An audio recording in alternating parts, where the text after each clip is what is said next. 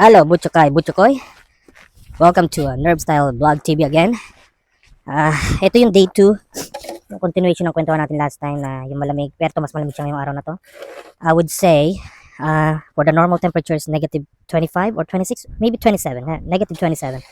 And when you add up the wind chill, it would be probably negative 33 or to 35. So it's really cold. So, sabi ko nga, kung kayo ay nagpa-plan na mag-stay dito sa Canada, you have to be ready. Hindi ganun kadali. Diba? So, ayan, nalinis ko na actually to. So, hindi ko na pinakita kanina kasi masyadong malamig. So, yeah. So, kung i-continue ko yung kwento ko sa inyo last time, dun sa mga kapwa natin kapwa Pilipino, kapwa tao natin, no, ibang lahi man yan. So, kung napapanood nyo ulit ito, another tips ang bibigay ko sa inyo. So, dun sa tips na bibigay ko ngayon sa inyo, kung kayo ay talagang gusto nyo mag-migrate dito sa Canada,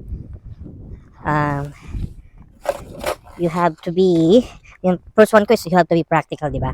So, the second one, kung kayo nagbabalak talaga for good, gusto nyo mag-stay dito for good,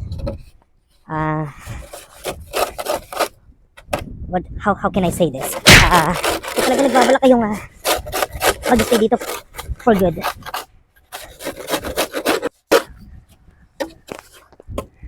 huwag maging mayabang. You know, based on my experience again, especially sa kapwa Pinoy natin, nilang makuha yung status nila dito. Sabi natin, mapalad talaga mapalad, syempre. Kung para sa'yo, di ba? So, dun sa mga kapwa natin, kung may tatamaan ulit ng aking vlog na to, sorry that we are doing a real talk. Real talk lang tayo. So, mostly sa ating kababayan, not only kababayan, kahit ibang lahi, pag nakuha na yung status, yumayabang na kala mo, pag nakasalubong mo, nagawa mo lang ng konting kung pagsalitaan ka, hindi maganda. So, dun sa mga taong ganun,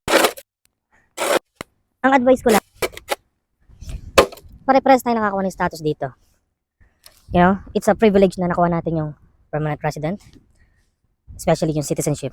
Those are privilege na nakuha natin. Still, you are Filipino. Walang nagbago sa'yo, nagbago lang status. Filipino ka pa rin. So, maging tayo, not only you, not only them. Kahit naman ako, kailangan ko maging down. Kasi, ito, pinaghirapan ko, pero hindi ko ginamit para maging tumapak ng kapwa. You know? So, isang advice ko yun, huwag maging mayabang. Mostly nga, na-experience ko pa, pagka nag-drive-thru ka, or magda-dine-in ka, kapwa Pilipino pa natin yung parang, ang tanga-tanga mo sa kanila, na,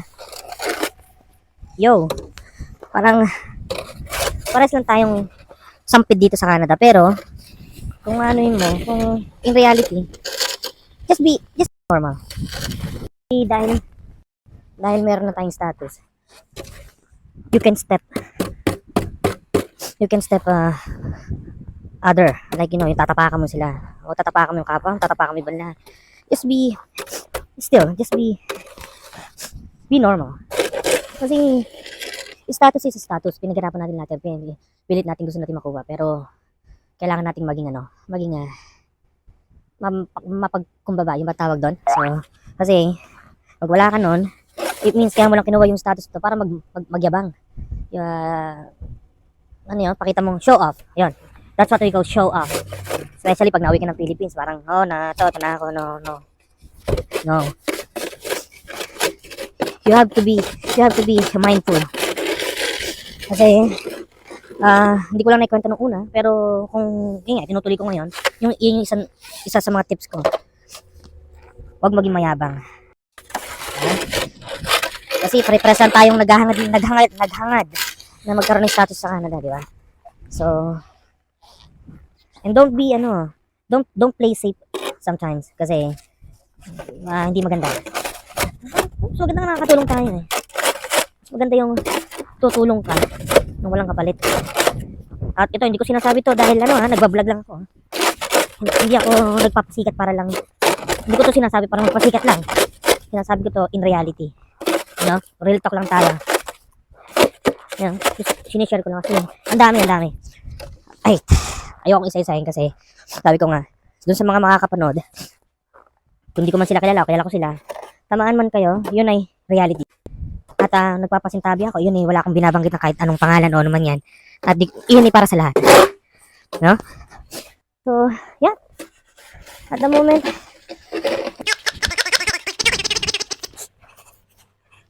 cleaning. I forgot to clean the truck. Nalinisan na natin yung truck.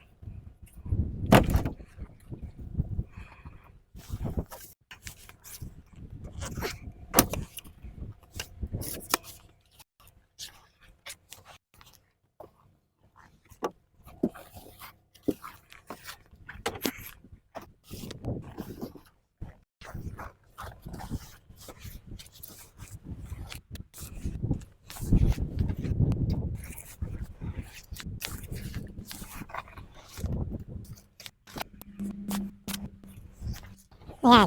Diyos ko, ang lamig. Ay, nako. Ito ang buhay ng Canada. Yan. Lang. Kung gusto nyo tumira dito, yan. Ganyan ang gagawin nyo. Which is maganda nga. Kumikita ka na maganda. Pero syempre, paghihirapan mo talaga. Ano? Like I said, ito ay wala tayong makukuha free sa Canada. Lahat yan ay paghihirap. Ano?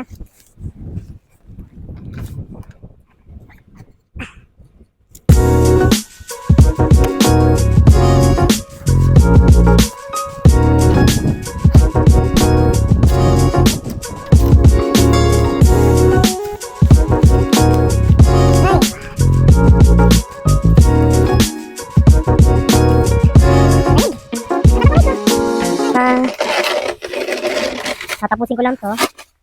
Susundin ko yung misis ko sa work. Kasi out na niya maya. So linis lang ako ng konti. And I think that's all for today. Salamat sa panonood. Kung inyong sa iba kung mapapanood nyo to. Kung nagkaroon ulit kayo ng bagong tips at idea at kung may share nyo sa iba, yan ay maganda. Sabi ko nga, ito ay hindi ko binablog para magpasikat. Ito ay binablog ko para i-share sa inyo. Kasi based on my experience, dahil pinagdaanan dito. So, I've been here for probably 20 years na. So, it is long enough na may share ko sa inyo kung ano pinagdaanan ko. So, yeah. Just all for today. I would be signing off. And thank you for watching. Please follow, like, or subscribe. Or maybe just like. And if you have a comment, just post it. And I'm glad to read it and give some idea as well.